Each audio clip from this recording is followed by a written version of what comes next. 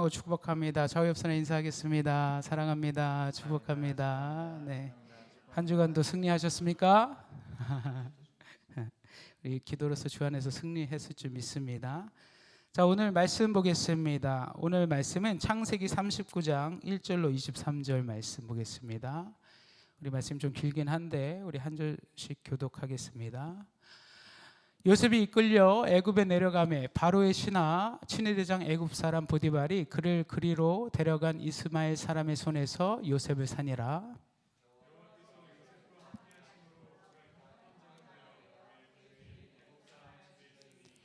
그의 주인이 여호와께서 그와 함께 하심을 보며 또 여호와께서 그의 범사에 형통하게 하심을 보았더라.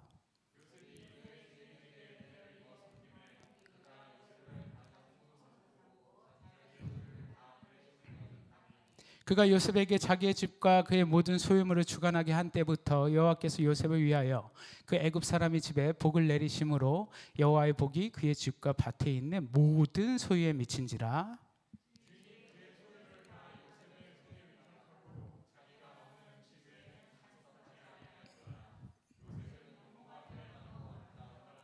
그 후에 그의 주인의 아내가 요셉에게 눈짓하다가 동침하기를 청하니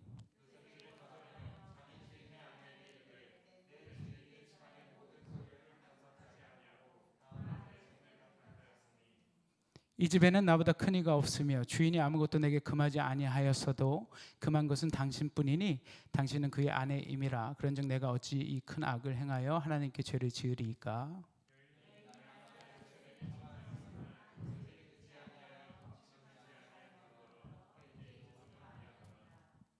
그러할 때에 요셉이 그의 일을 하러 그의 집에 들어갔더니 그 집 사람들은 하나도 거기에 없었더라.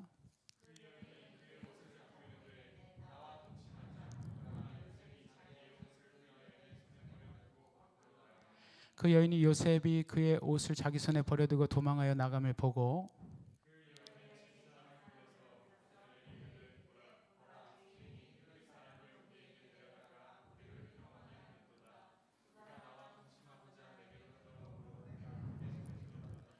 그가 나의 소리 질러 부름을 듣고 그의 옷을 내게 버려두고 도망하여 나갔느니라 하고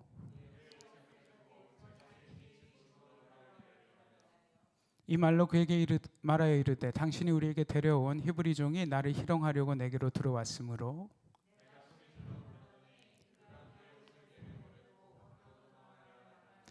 그의 주인이 자기 아내가 자기에게 이르기를 당신의 종이 내게 이같이 행하였다 하는 말이 듣고 심히 노한지라.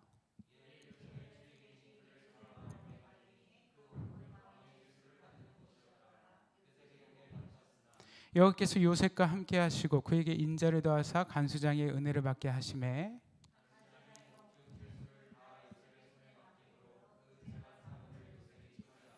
마지막 절 함께 읽겠습니다. 간수장은 그의 손에 맡긴 것을 무엇이든지 살펴보지 아니하였으니 이는 여호와께서 요셉과 함께 하심이라.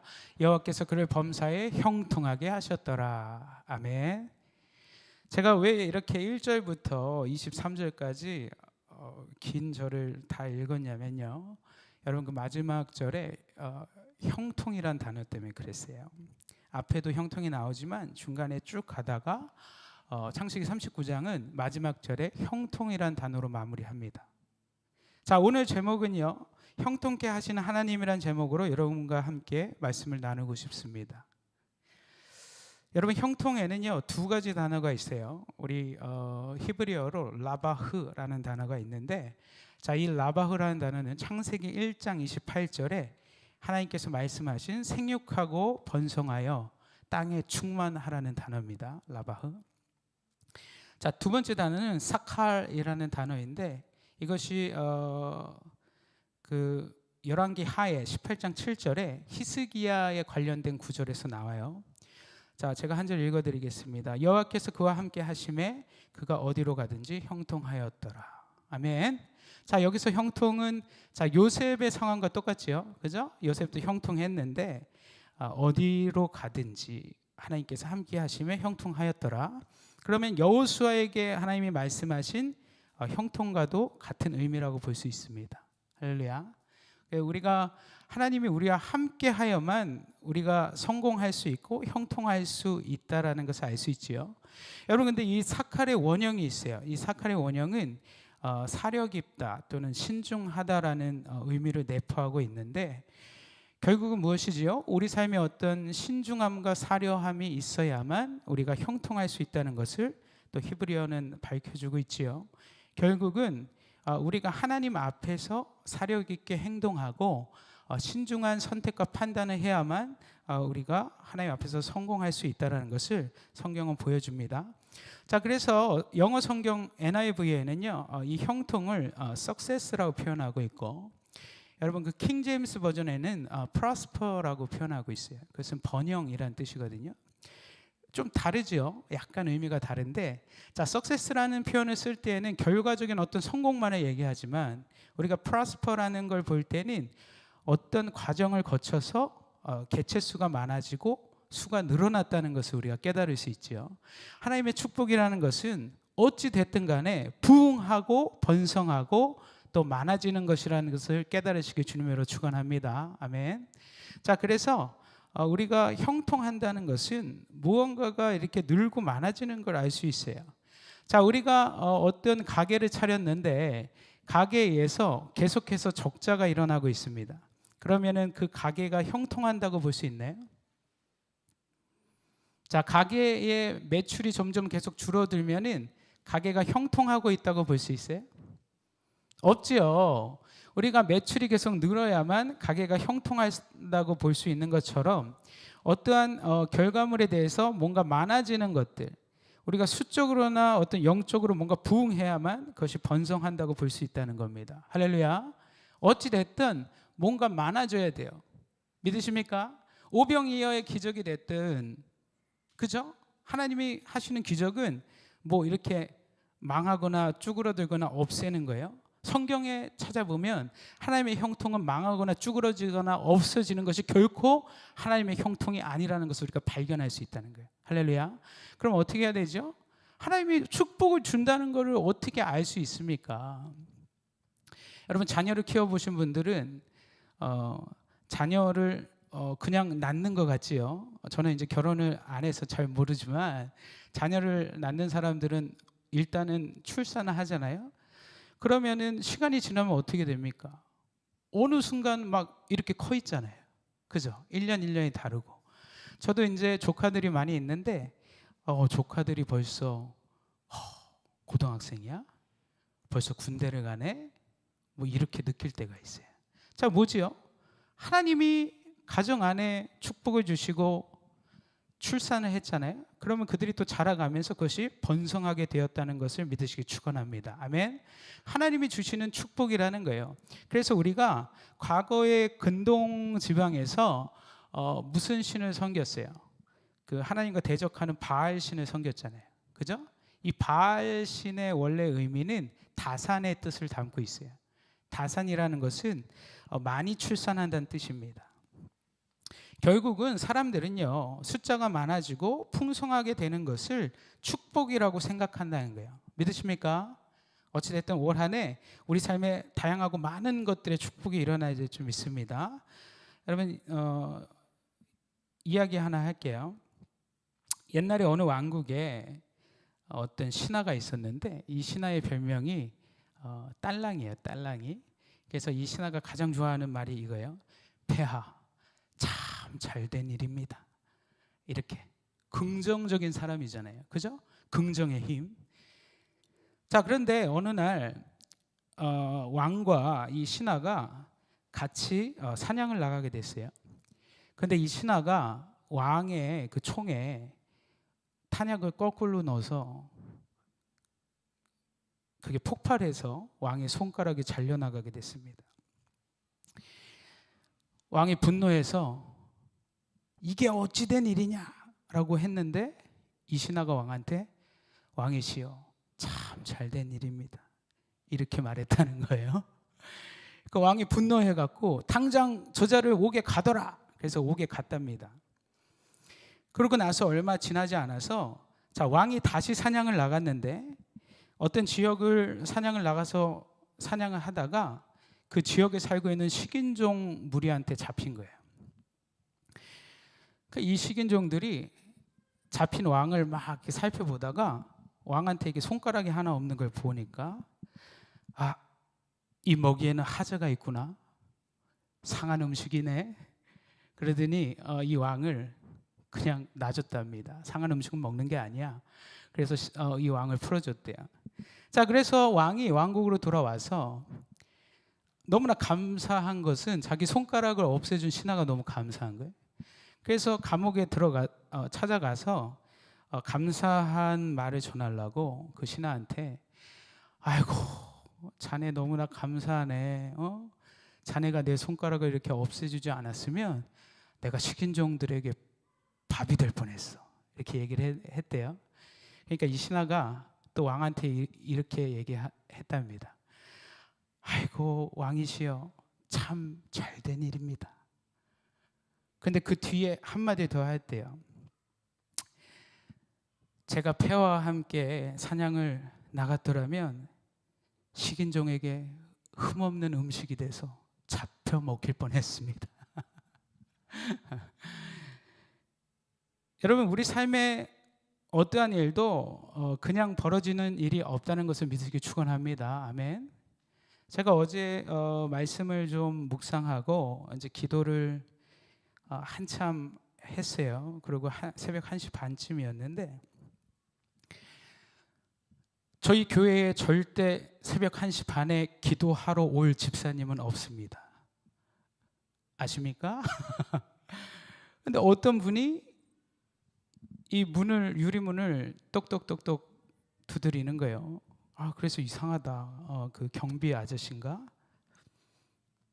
그래서 누구십니까? 들어오십시오 했는데 어떤 남자분이 얼굴이 벌그레 해갖고 들어오는 거야. 어제 새벽 1시 반에. 그래서 제가 무슨 일이십니까? 들어오십시오. 앉으십시오. 커피 한 잔 대접하겠습니다. 했더니 죄송합니다. 막 이러면서 제가요? 막 이러면서 약간 좀 말을 어눌하게 하시더라고요. 알고 봤더니 이분이 술을 많이 드신 거예요. 알고 보니까 이분이 자기 차를 저희 그 빌딩 주차장 밑에 주차한 줄 알고 그걸 한참 찾다가 1층부터 그러니까 정신이 이제 술을 드셔서 왔다 갔다 하시니까 차를 찾으러 지하에 갔다가 이제 계속해서 1층, 2층, 3층, 4층 이렇게 계속 찾아서 막 계단으로 이렇게 올라오다가 9층까지 올라온 거예요. 9층까지. 근데 9층에 올라오니까 불이 켜져 있고 제가 여기서 기도를 하고 있었거든요. 그걸 한번 보고 도망갔다가 제가 기도가 끝나고 저 사무실에 가니까 이제 사무실에 있는 저한테 찾아서 들어온 겁니다. 그래서 제가 물어봤지요. 아니 왜 오셨습니까? 어떻게 이렇게 오게 됐습니까? 라고 물어보니까 계속 말을 못하고 머뭇 그래서 직감을 했지요. 이분 가운데 어려움이 있구나. 그래서 여러 가지 질문들을 했어요. 그분이 기술자입니다. 여기서 드론을 만드는 회사의 차장으로 계시고 근데 자기가 이런 고백을 하는 거예요. 내가 과거에는 하나님을 믿고 교회도 다녔지만 지금 자기가 이렇게 만취돼서 이러고 있다고. 그러면서 와서 하소연을 하시는데 고민을 한참 듣고 제가 이제 나중에는 마침 기도 또 축복 기도를 해드렸더니 그 자리에서 한 10분 동안 대성통곡을 하시는 거예요. 집에도 안 가시고요. 2시간 동안 얘기 드렸는데 그때 시간이 새벽 3시였거든요. 그러면서 이제 제가 밑에서 택시를 잡아드렸고 보낼 때에 한번 교회에 오십시오. 시간 될 때. 제 와이프랑 꼭 오겠습니다 하고 가셨어요. 할렐루야. 여러분 1시 반에 누가 올 거라고? 제가 상상이나 했겠습니까? 만약에 여기 교회가 불이 안 켜져 있었다면 그분은 올 수 없었던 거지요. 믿으십니까? 에스더가 일부 예배에 올 거라고 목사님이 상상이나 했을까요? 근데 에스더가 그 시간에 왔잖아요. 지금 매주마다 한 분씩 전도되고 있지요. 할렐루야. 하나님이 하시면 그렇게 하신다는 것을 믿으시기 축원합니다. 하나님은요 하나님의 방법으로 하길 원하는 거예요. 자, 케빈 제다이라는 사역자가 있는데 자, 이분이 이런 책을 썼어요. 모든 것이 당신에게 유리하게 되어 있다. 할렐루야. 자, 왜 그러냐면, 자, 이분은 10대 때 하나님께 은혜를 받았어요. 성령 체험을 했어요. 자, 그런데 30대에 수술하게 되어서 수술대에 올랐는데, 수술을 하다가 심정지 상태가 왔습니다. 그것도 몇 초 동안 온 것이 아니라 45분 동안 심정지가 왔어요. 이분의 책에 보면 그분이 그 45분 동안 예수님을 실제로 대면한 그러한 체험을 책에 쓰고 있습니다. 그래서 이분이 하는 말은요, 자, 우리는 하나님의 택하심과 예정하심을 받았다면 우리는 절대로 우리의 삶에서 어떠한 실패를 할 수 없다라고 이분이 얘기하는 것을 우리는 책을 통해서 읽을 수 있어요. 자, 그것은 무엇이죠? 이분이 주장하는 것은 우리가 이미 이긴 삶을 살고 있다. 그것은 예수 그리스도의 십자가의 사건을 통해서 우리가 이미 이겼고, 하나님의 시간은 이미 예정됐고 알파와 오메가이기 때문에 이미 이 이긴 싸움을 살아가는 건데, 교회는 승리하지 않습니까? 그렇죠? 자, 그런데 중요한 건요, 우리가 이 삶을 살아가면서 우리에게 실패라는 것이 너무나 만연하다는 거예요. 그렇죠? 우리가 어떤 일에 대해서 이루려고 하면은 엄청난 실패들이 있잖아요. 근데 이분이 이렇게 얘기하는 거예요. 그렇다면은 왜 우리는 이런 실패한 인생을 살아갈까? 우리 가운데 실패가 없어야 되는데, 우리가 이미 이긴 싸움을 산다면 우리 가운데 실패가 없어야 되는데 왜 우리 가운데 늘상 실패가 있는 걸까? 자, 이분은 이렇게 얘기합니다. 그것은 우리가 하나님 안에 올바로 서 있지 않기 때문에 실패한다고 말하고 있어요. 할렐루야. 자, 우리가 하나님 앞에서 온전히 주님만 바라보고 걸어가면은 우리가 설령 어떤 실패한 모습으로 보일지라도 그것은 실패가 아니라고 이 사역자는 얘기하고 있다는 것을 믿으시기 축원합니다. 아멘. 그래서 우리가 한 번, 두 번 실패하는 결과에 우리가 초점을 맞출 게 아니지요. 만약에 한두 번 실패해서 우리가 인생을 마감할 것 같으면 그것은 영원한 실패로 남아 있겠지만, 하나님이 우리를 택하시고 우리에게 사명을 부여한 이상은 우리가 그 실패의 끝에는 반드시 성공만이 있다는 것을 믿으시길 축원합니다. 아멘.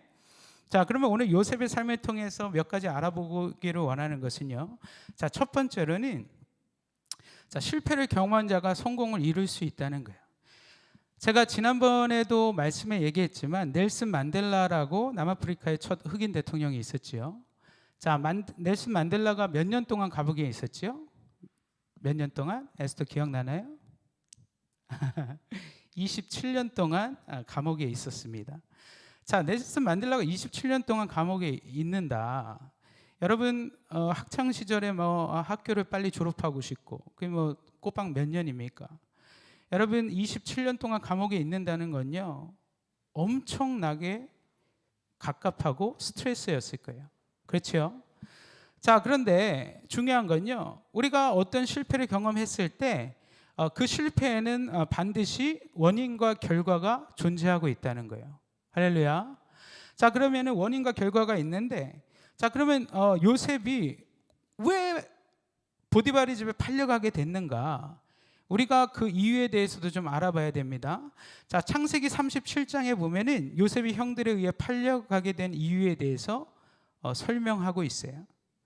자, 첫 번째 몇 가지 이유들이 있는데, 첫 번째는, 자, 야곱의 편애 때문에 요셉이 팔려가게 됐다는 거예요. 우리가 창세기 37장 3절에서 4절을 보면은, 자, 원인 제공자가 누굽니까? 야곱이에요. 할렐루야, 어서 오십시오. 자, 야곱이 원인 제공자가 됐다는 겁니다. 자, 제가 3절 읽어드릴게요. 자, 요셉은 노년에 얻은 아들이므로 이스라엘이 여러 아들들보다 그를 더 사랑함으로 그를 위하여 채색 옷을 지었더니 그의 형들이 아버지가 형들보다 그를 더 사랑함을 보고 그를 미워하여 그에게 편안하게 말할 수 없었더라. 아멘. 자, 우리가 야곱이 요셉을 어떻게 했다고요? 다른 형제들보다 더 어떻게 했다고요? 사랑했다는 거예요. 자, 민수사님 아이가 몇이죠? 3명이지요. 자, 우리가 10손가락 깨물어서 안 아픈 뭐가 없다고요? 손가락이 없다. 사실입니까? 맞아요. 우리 하나님도 모든 사람들을 다 사랑합니다. 할렐루야. 우리가 심지어 김정은을 사랑할까 안 사랑할까? 아니에요. 하나님의 공의적인 사랑으로는 김정은도 사랑하십니다. 아멘. 자, 그러나 중요한 건요, 회개하고 주님께 돌아오길 원한다는 거죠. 할렐루야. 민집사님이 아이가 셋이 있는데 막 유독 민집사님을 아프게 하는 아이가 있어요. 만약에 예를 들어서 그러면은 그렇다고 해서 내가 이 아이를 사랑하지 않습니까? 아니지요. 나의 배로 낳았기 때문에 사랑하는 거지요. 그렇지 않습니까?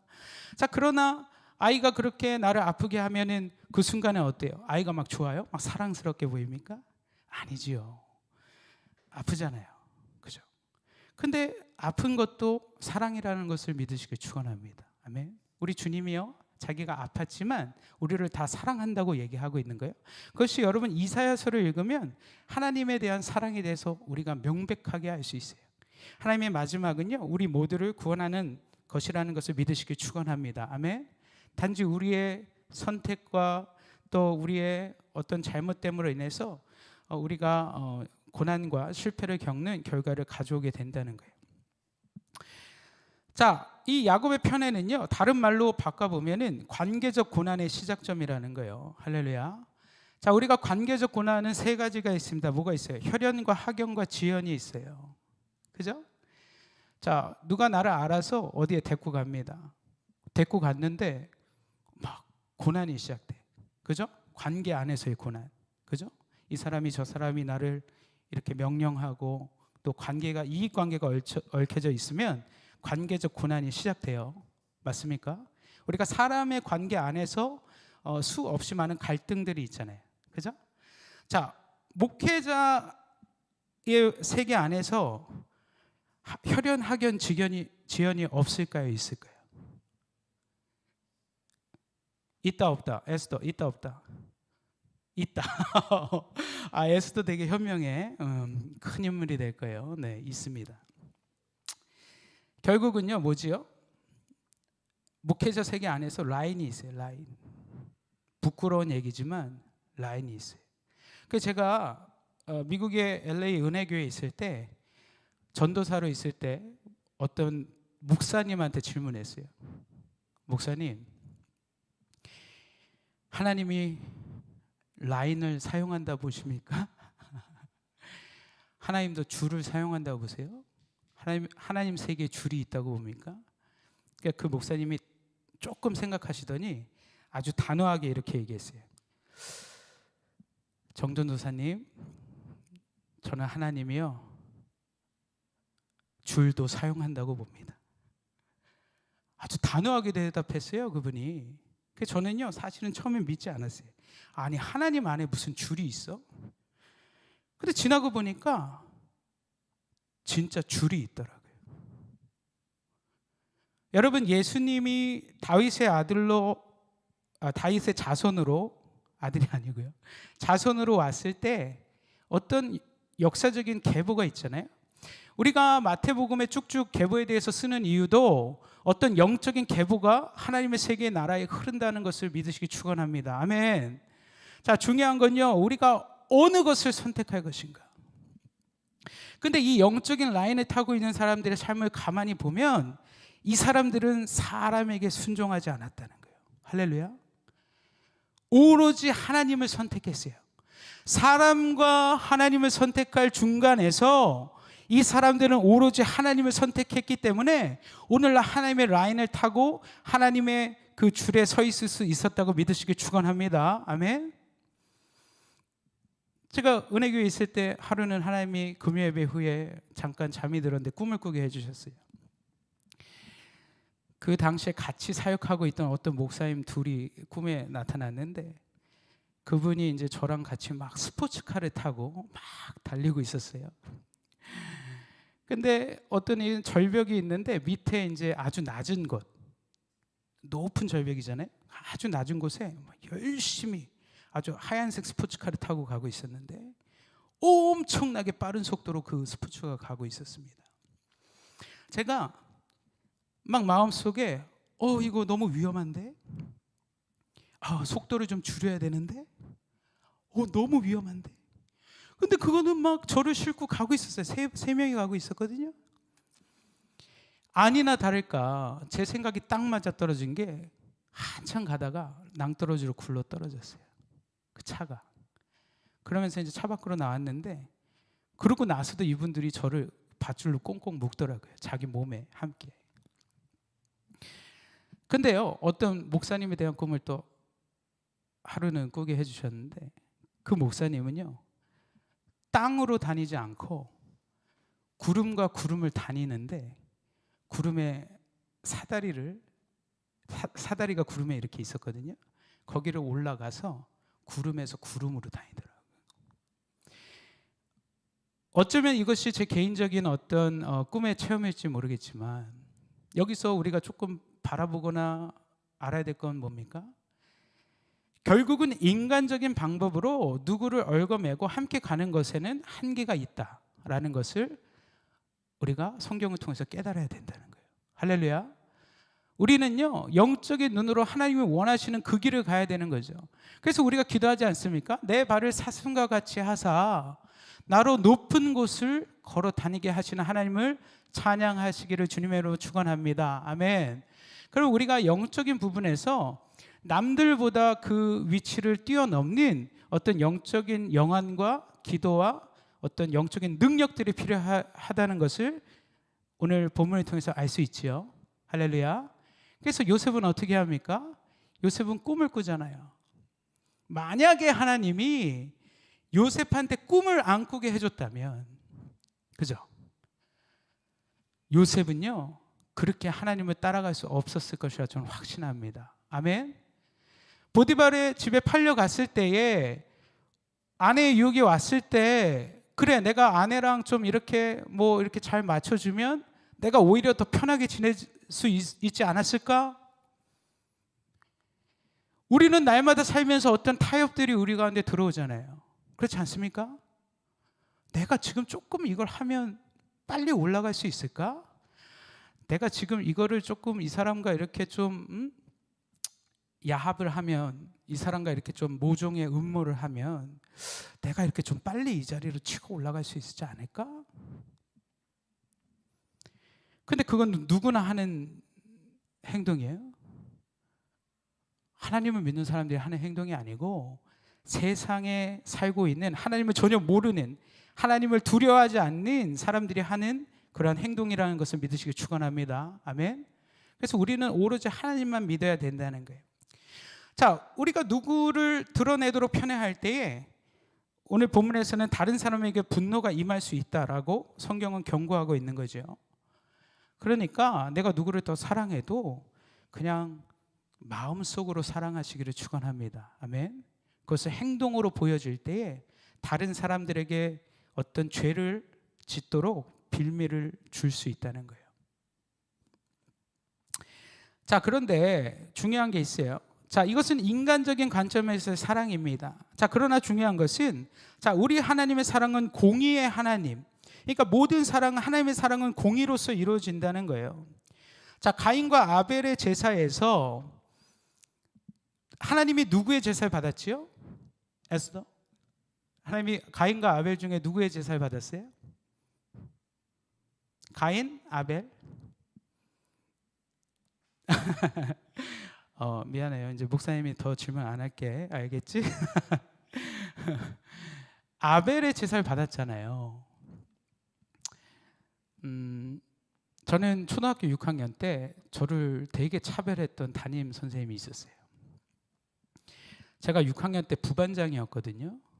그런데 제 친구가 있었는데 제 친구는 부자 동네에 살았고 저희도 못 살지는 않았습니다. 그 당시에.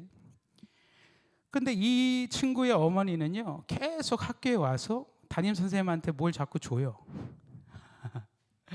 뭘 자꾸 싸워서 줍니다.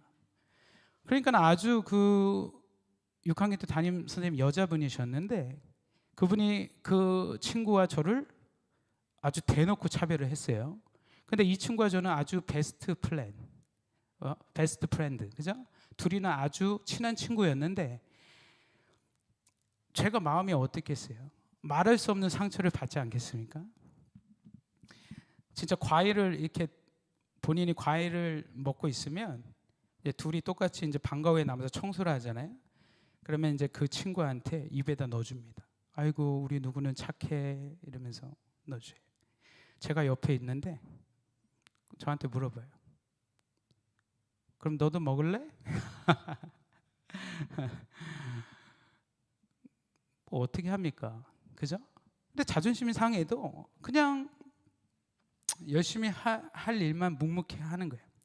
그러다 보니까 위인 권위자에 대한 상처가 막 쌓이기 시작하는 거죠. 그것이 굉장히 오랜 시간 지나고 나서 제가 내적 치유를 할 때 그것이 해소됐어요. 그렇지만 굉장히 오랜 시간 동안 그러한 안 좋은 마음을 갖게 되었다는 거죠. 여러분, 누구를 편애한다는 건요, 다른 사람에게 분노할 수 있는 빌미를 제공한다는 걸 아시고 여러분 마음속에만 간직하고 표시나지 않게 그렇게 하시기를 축원합니다. 그것이 지혜로운 거예요. 자, 두 번째, 형들을 고자질하는 거예요. 창세기 37장 2절에 보니까, 자, 읽어드리겠습니다. 야곱의 족보는 이러하니라. 요셉이 70세의 소년으로서 그의 형들과 함께 양을 칠 때에 그의 아버지 아내들 빌하와 실바의 아들들과 더불어 함께 있었더니 그가 그들의 잘못을 아버지에게 말하더라. 자, 여기서는 고난을 당하는 요셉에게 원인 제공자가 누구지요? 요셉 본인이 원인 제공자가 된 거예요. 할렐루야. 자, 그래서 이 고난은요, 징벌적 고난의 시작점이라는 거예요. 누구의 허물로 인한 고난입니까? 요셉 스스로의 허물로 인한 고난이 시작되었다는 것을 얘기하지요. 할렐루야. 요셉이 스스로 자기의 교만함을 드러내고 자기가 형들보다는 훨씬 잘난 인간, 내가 형들보다는 훨씬 똑똑하고 내가 형들보다는 훨씬 도덕적이고 내가 형들보다는 훨씬 우월하기 때문에 내가 아버지 옆에서 너희들을 그에게 그 야곱에게 내가 너희들을 고자질하겠다라는 그러한 생각이 요셉 본인한테 있었다는 거예요.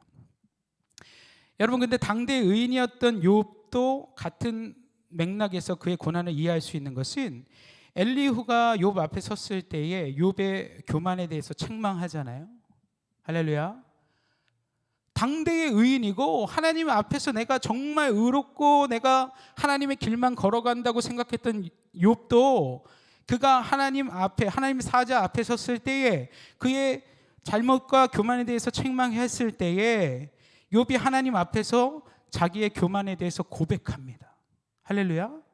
자, 여러분, 중요한 건 뭐죠? 우리 누구도 우리의 연약함, 우리의 생각, 우리의 교만함, 우리가 남들보다 나아지려고 노력하는 모든 시도들, 그래서 남을 밟고 짓밟고 누르고 내 그 위에 올라가는 그 모든 행동들이 하나님 앞에서 결코 선하여질 수 없다는 것을 성경은 보여주고 있다고 믿으시길 축원합니다. 아멘. 자, 그래서 가장 좋은 건 뭔지 아세요? 여러분, 다윗이 사울한테 창에 몇 번 맞을 뻔하고 결국은 도망가서 엔디게 광야에 있을 때 사울이 그것도 모자라서 다윗을 계속 찾으러 오지 않습니까? 저거는 죽여야 돼. 그죠? 저걸 죽여야만 내가 살아. 저 화근을 없애버려야 돼. 그런데 어떻게 합니까? 사울이 동굴 안에서 쉬고 있을 때 다윗이 사울을 발견하잖아요. 그죠? 그가 발을 가리고 쉬고 있었다고 성경은 얘기합니다. 그것이 뭐 잠시 이렇게 휴식을 취하든 볼일을 보든 그것은 뭐 어떤 성경적인 용어의 해석이지만 중요한 것은 본인이 쉬고 있고 방심하고 있을 때 다윗이 사울을 죽일 수 있는 기회가 있었다는 거예요. 성경은 그렇게 얘기하고 있습니다. 그런데 실제적으로 다윗의 행동은 어떻게 합니까? 사울을 해쳐요? 해치지 않아요? 해치지 않지요. 우리가 어떻게 하면은 남들 앞에서 나의 원수인데 어떻게 보면 자기를 죽이려고 계속 쫓아다니고 자기에게 창을 몇 번씩 맞춰서 죽이려고 했던 사울인데 내가 그 원수를 이제 죽일 수 있는 절호의 기회를 만난 거예요. 그런데 다윗은 그 행동을 합니까? 하지 않습니까? 하지 않는다는 겁니다. 그것이 주님을 믿는 사람들의 공통된 행동이었다는 것을 성경을 통해 믿으시길 주님의 이름으로 축원합니다. 아멘. 우리가 원수를 대할 때 우리가 원수를 원수로 갚지 않고 우리가 사랑으로 그들을 감싸 주었을 때 그들이 변화되는 그것이 놀라운 하나님의 축복과 섭리라는 것을 올 한해 믿으시길 축원합니다. 아멘. 그래서 그 사람들이 변화되는 걸 봐야 되는 거예요. 자, 그 다음에 세 번째는 꿈을 이야기한 거죠. 창세기 37장 5절에 읽어드리겠습니다. 자, 요셉이 꿈을 꾸고 자기 형들에게 말하매 그들이 그를 더욱 미워하였더라. 자, 그런데 여기서 중요한 게 있어요. 자, 요셉의 고난의 이 세 번째 원인 제공자는 하나님이었다는 거예요. 아닙니까? 이 꿈을 지금 누가 꿨어요? 내가 막 꾸고 싶어서 꿨습니까? 아니지요. 장차 애굽의 국무총리가 될 그러한 계시와 그러한 일에 대해서 하나님이 미리 야곱에게 꿈꾸게 했다는 거예요. 자, 5절에 보니까 요셉이 꿈을 꾸고 자기 형들에게 말하며 그들이 그를 더욱 미워하였더라. 증오와 분노가요, 앞에 두 가지 때문에도 지금 여기까지 차 있는데 이제 하나님이 준 꿈, 미래에 대한 비전, 내가 앞으로 어떻게 될 것이고 내가 하나님 앞에 어떻게 쓰일 것이라는 것을 말하는 순간 그들 마음속에 어떤 마음이 들어갑니까? 사단이 주는 생각. 네가 하는 그 말이 참남하다. 제가 그전에도 얘기했잖아요. 예수님이 본인이 와서 하나님의 아들이라고 바리새인들한테 얘기하니까 바리새인들이 뭐라고 항변합니까? 뭐라고 대답해요? 예수님한테. 예수, 네가 지금 하는 말이 기가 막히고 놀라워서 내가 말이 안 나온다. 너 같은 인간이 하나님의 아들이야? 그럼 나는 뭔데?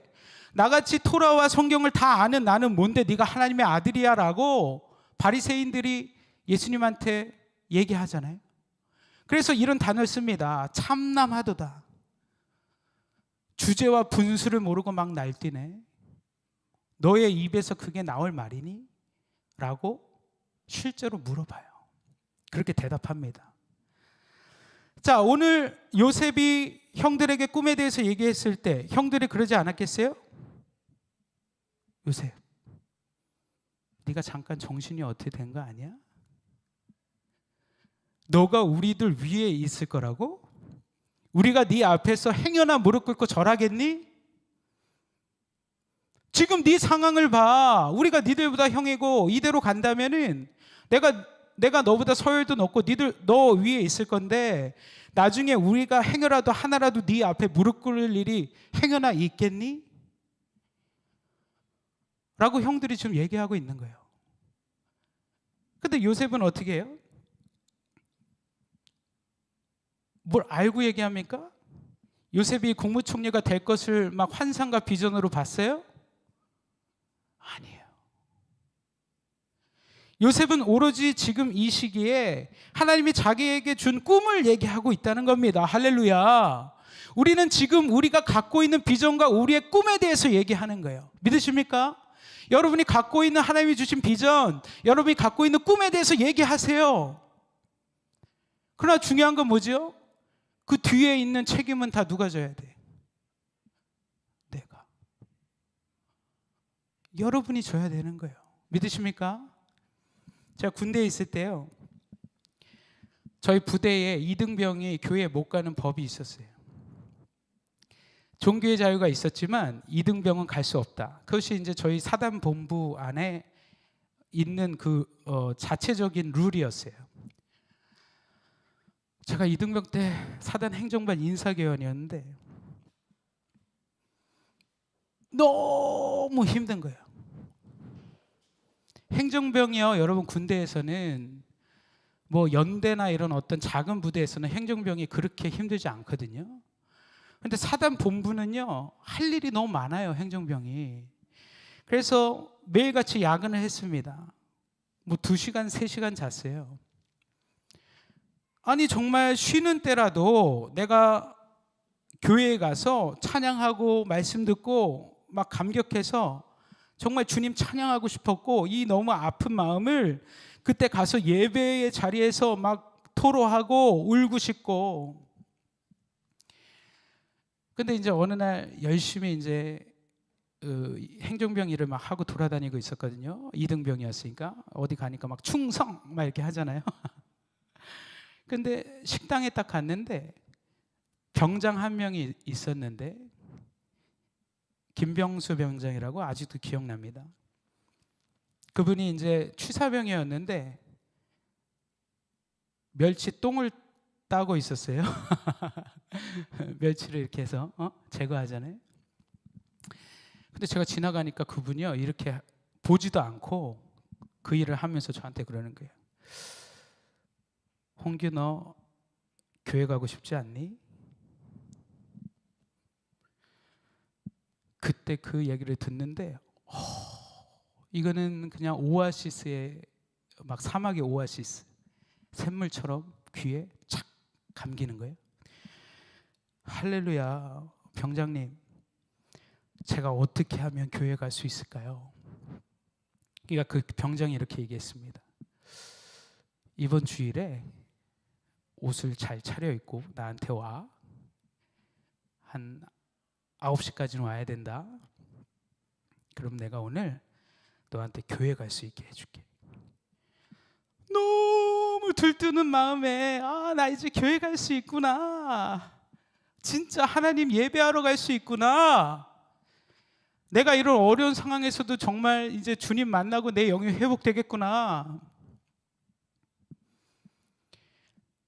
그래서 그 주일에 9시에 갔어요. 사병식당에 가서 그 병장을 만나서 이제 교회로 갑니다. 우리 전체 하는 교회라서 좀 멀리 떨어져 있는데 걸어서 가요. 가서 예배를 드리고 각 연대에 온 친구들과 함께 하나님 찬양하고 서로 교제하고 떡볶이 먹고 초코파이 먹고.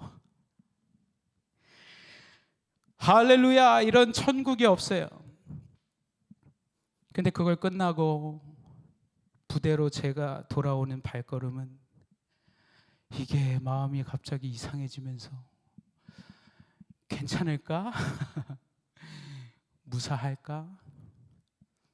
바지가 마치 물에 젖은 것처럼 무거워지는 거예요. 발걸음이. 부대 앞으로 조금씩 걸어가니까 부대가 갑자기 불이 켜져 있더라고요. 원래 주말에는 그냥 평범하게 쉬는데 그러면서 막 사람들이 바쁘게 뭐 막 움직이고 막 걸레를 빨고. 제가 부대 갔더니 알고 보니까 2등병이 교회에 갔다고 부대 전체가 소집이 내려졌어요. 그래서 걸레를 빨아서 바닥을 사람들이 손으로 이렇게 닦고 있고 그 넓은 막사 안에. 그러면서 제가 그 옆에 지나가는데 사람들이 저한테 욕을 합니다. 2등병 녀석이 교회에 가? 일병부터 상병들이요 아주 난리가 났어요. 그 다음부터 제 부대 생활이 어떻게 됐겠습니까? 일주일 동안 군대에서 빵빠레라는 걸 당하는데 그게 뭐냐면은 1시간마다 깨우는 거예요. 이 상황판이라고 있거든요. 이렇게 딱딱하게 있는 상황판이 있어요. 그 모서리로 자고 있으면 이마를 때립니다. 탁! 그러면 관등성명 해야 돼요. 일어나서 이병 누구. 그걸 1시간마다 새벽 6시까지 깨웠어요. 그 뭐 끌려가서 어두운 데서 맞기도 많이 맞았어요. 중요한 건 뭡니까? 제가 여기서 여러분한테 질문 드리고 싶은 게 있어요. 하나님을 선택했을 때 늘 좋은 것만 여러분한테 오던가요?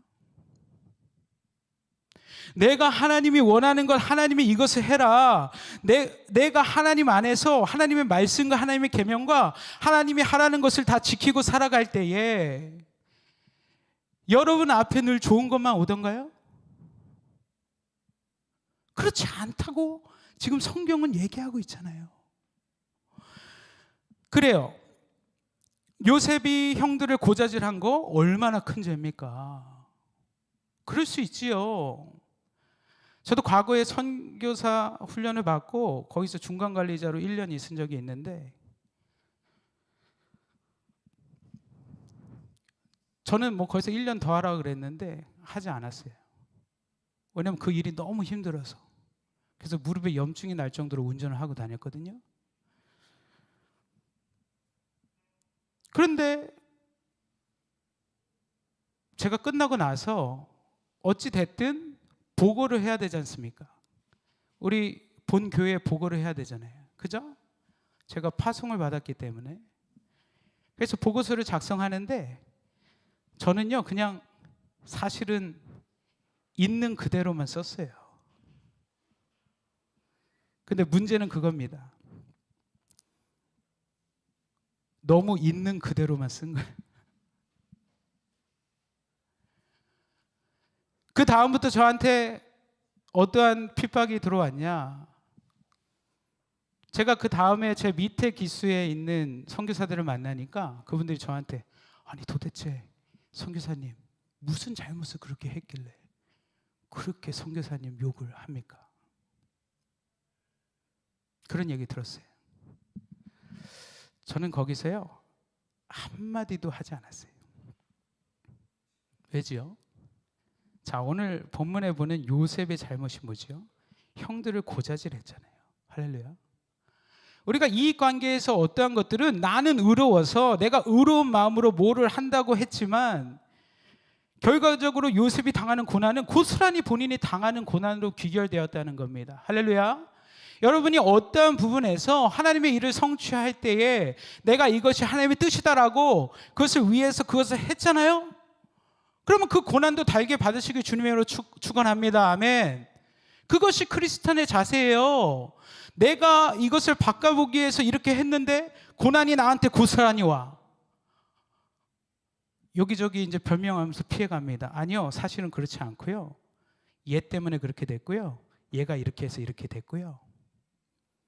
그것이 지금까지 우리가 하는 크리스찬들의 신앙의 모습 아니었어요? 그렇죠. 우리는 우리 스스로 비난받기 싫고 내가 무언가를 하나님의 이름으로 했는데 결과는 참담한 결과로 왔을 때에, 자, 요셉이 보디발 집에 가서 한 게 뭐예요? 열심히 일하면서 하나님을 높이고 하나님의 믿음과 신념대로 그 집을 부유하게 만들고 그 집이 잘 되도록 만든 거 하나밖에 없습니다. 그러나 오늘 성경이 얘기하는 게 뭐예요? 보디발의 집에서 잘했다고 그래서 요셉이 바로 막 높이고 하나님께서 높여주고 존귀한 자가 돼서 애굽의 총리가 되었나요? 아니라는 거예요. 그 결과는 뭐죠?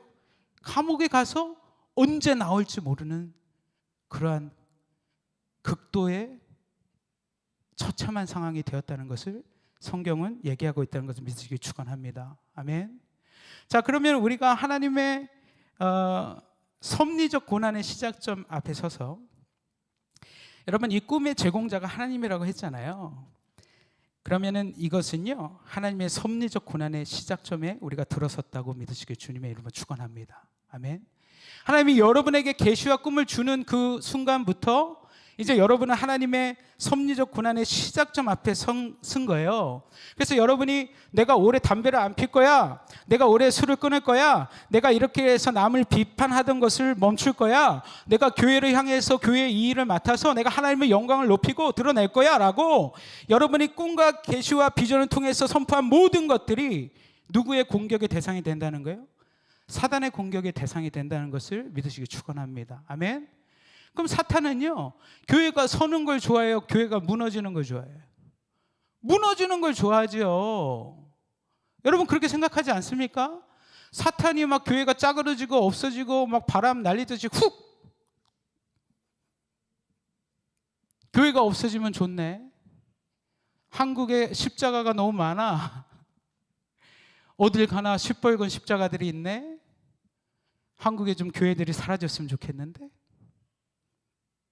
사탄의 전략이잖아요. 믿으십니까? 자, 그래서 우리가 교회를 더 사랑하고 교회를 지켜야 되는 거예요. 하나님은요 교회를 통해서 여러분을 축복하시기를 원하신다는 것을 믿으시길 축원합니다. 아멘. 교회에서 여러분이 잘 감당할 때 하나님이 어마무시한 축복을 허락하시는 거예요. 자, 두 번째는 주님은 우리를 축복하시고 형통으로 이끄시길 원하신다는 거예요. 왜 그렇습니까? 하나님이 태초에 인간을 만든 원리와 목적이 뭐예요? 뭐 하고 뭐 해라? 생육하고 번성해라. 할렐루야. 자, 그런데 생육하고 번성하기 전에 앞에 또 한 구절이 있어요. 복을 주사. 할렐루야.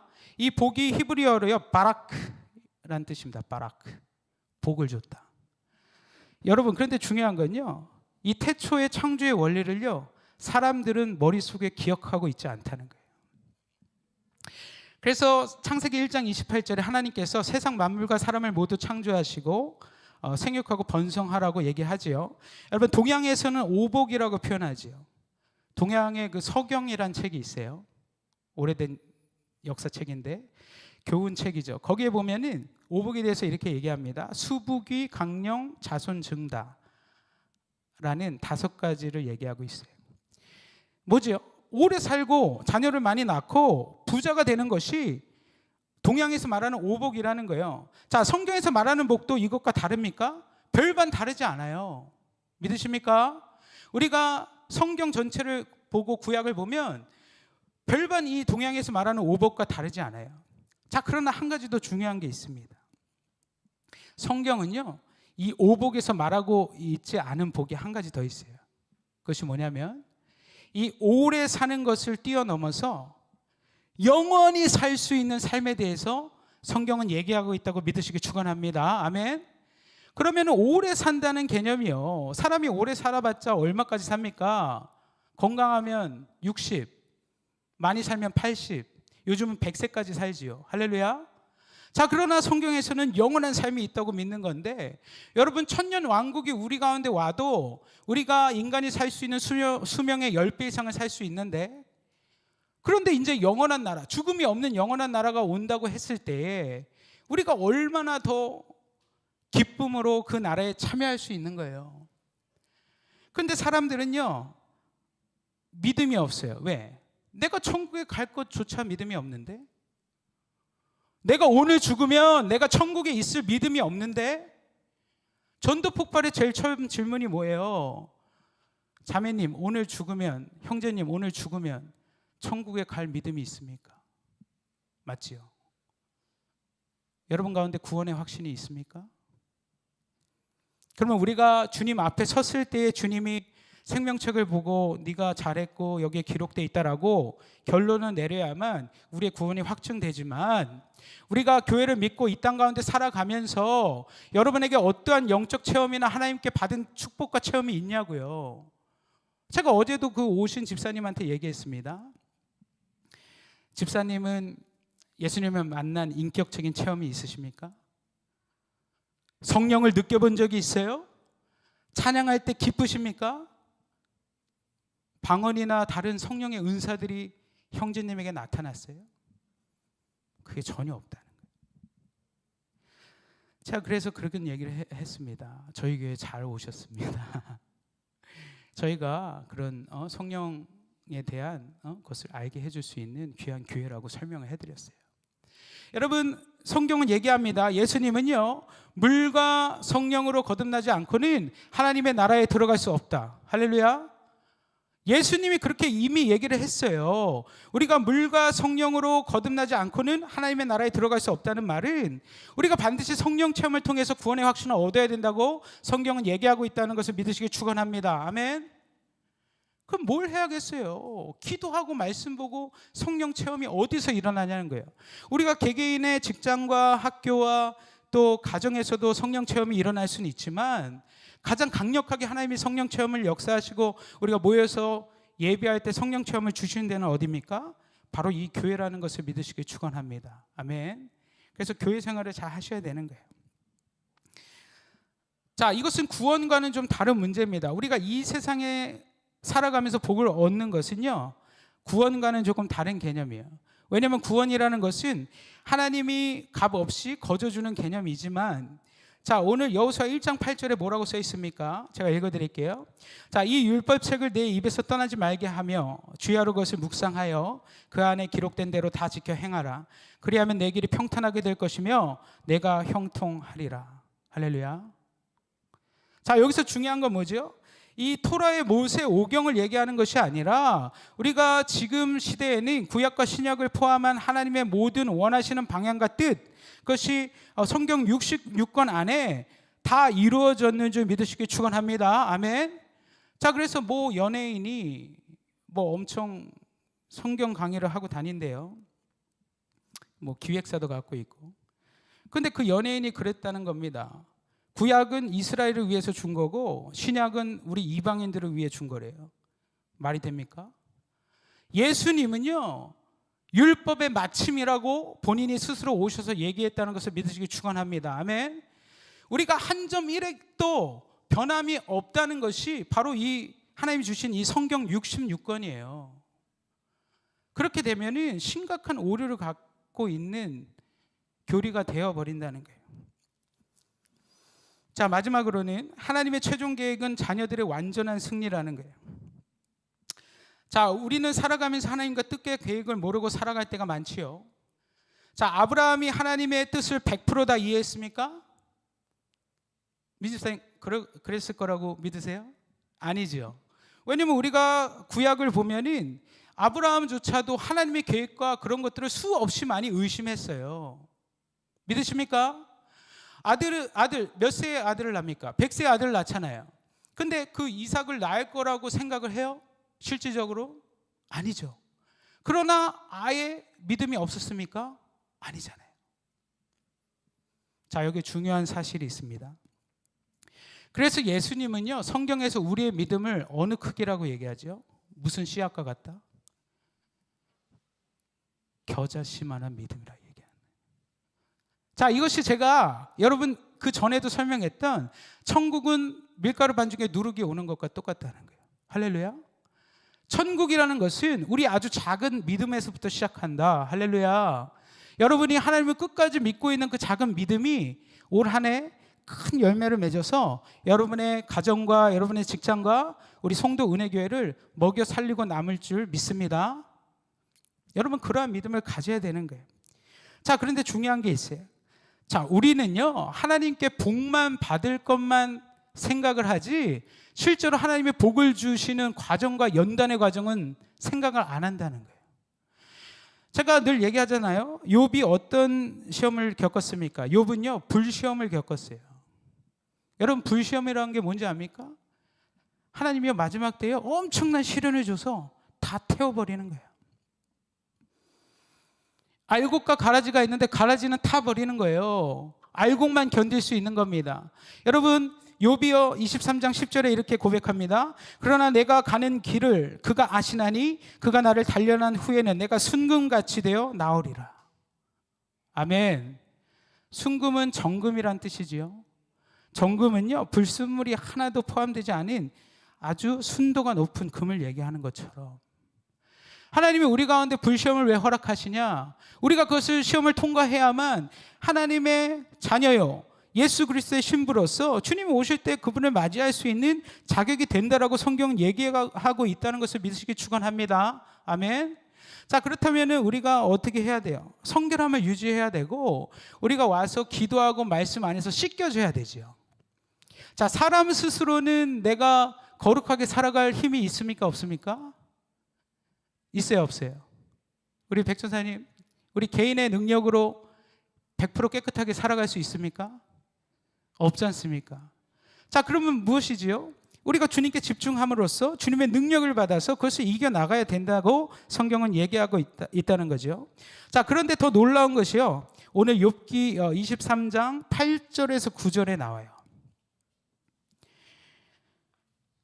제가 읽어드리겠습니다. 그런데 내가 앞으로 가도 그가 아니 계시고 뒤로 가도 보이지 아니하며 그가 왼쪽에서 일하시나 내가 만날 수 없고 그가 오른쪽으로 돌이키시나 배울 수 없구나. 그 후에 욥이 한 고백이 그러나 내가 가는 길을 그가 아시나니 그가 나를 단련하신 후에는 내가 순금같이 되어 나오리라. 할렐루야. 여러분 8절에서 9절에 욥이 고백하는 게 뭐예요? 지금 내가 사방이 꽉 막혀서 사면초가의 삶을 살고 있다는 거예요. 지금 내가 한치 앞을 바라볼 수 없는 그러한 급박한 상황에 빠졌다는 겁니다. 그럼에도 불구하고 욥이 10절에 이런 고백을 하잖아요. 이것이 욥과 우리의 신앙의 차이라는 겁니다. 믿으십니까? 우리는요, 상황이 안 좋으면 도망부터 가고 싶잖아요. 그죠? 짐을 다 싸놉니다. 그죠? 자, 러시아와 우크라이나 전쟁이 있는데, 자, 우크라이나의 대통령이 많은 사람들에게 그래도 칭찬받는 이유가 뭐죠? 서방 세계 국가에서 그 젤린스키 대통령한테 너 우크라이나에 있지 마. 폭격 떨어지면 너 죽으니까 너 죽으면 다 끝이야. 그러니까 그 옆에 있는 폴란드나 이런 나토 국가로 빨리 대피해 라고 여러 번 권고했어요. 젤린스키 대통령이 단호하게 거절합니다. 왜 그렇죠? 거기서 젤린스키 대통령이 딴 데로 가면 우크라이나는 끝장이에요. 누가 누구를 믿고 싸웁니까? 지금 그 사람이 그 중심에 있어서 많은 사람들이 지휘하기 때문에 우크라이나가 지금이라도 러시아하고 그렇게 저항하면서 버틸 수 있다라는 거예요. 여러분, 우리는요, 상황이 어려워지면 도망가고 싶습니다. 포기하고 싶어요. 사람들이 손가락질 합니다.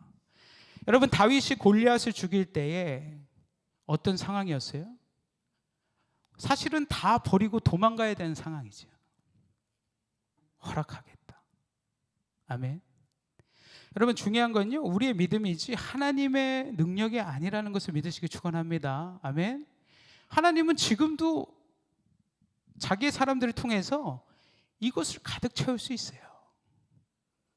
근데 왜 여기가 이렇게 다 가득 차지 않죠? 왜 차고 있지 않죠? 그것은 우리의 믿음이 부족하기 때문이에요. 할렐루야. 우리가 올 한 해 하나님을 믿는다면은 하나님을 믿고 우리의 직장이 잘 되기 원해서 우리가 기도하고 우리가 몸 담고 있는 것이 그냥 하나님이 보낸 것이 아니잖아요. 하나님의 계획과 하나님의 섭리와 하나님의 은총과 하나님의 모든 계획들이 있는 이곳에서 우리가 하나님만 바라보고 나아가시기를 주님의 이름으로 축원합니다. 아멘. 그렇기 때문에 주님은 시공간을 초월하고 있기 때문에 전능하신 하나님을 믿어야 되는 거예요. 할렐루야. 우리 백전에 나와주시고 우리 찬양 한 곡 하고 오늘 말씀 위에 기도하고 마치도록 하겠습니다.